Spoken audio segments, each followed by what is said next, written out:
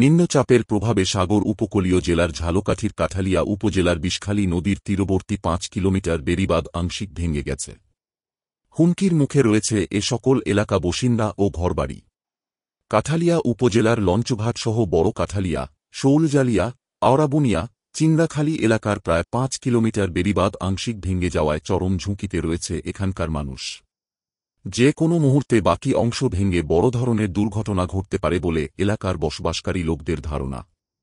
বিষখালী ও সুগন্ধা নদীর জোয়ারের পানি স্বাভাবিকের চেয়ে ৩ থেকে ৪ ফুট বৃদ্ধি পাওয়ায় নিম্ন অঞ্চলের অনেক এলাকা প্লাবিত হয়েছে, ফলে ওই সকল এলাকায় মরিচ, মুগ, তিল, আলু, বাদাম পানির নিচে তলিয়ে গেছে।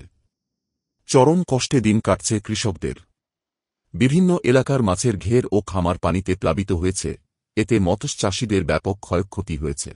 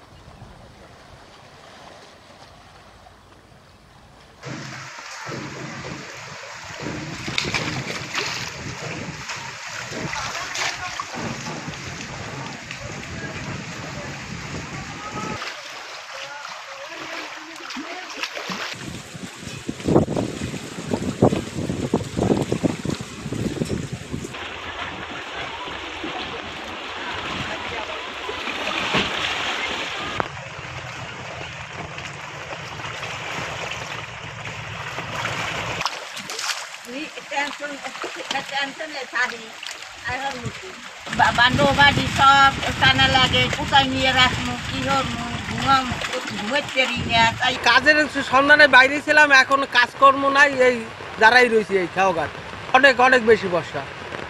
কি অবস্থা এলাকার অবস্থা? এলাকায় পানি উঠে গেছে অনেক জায়গা।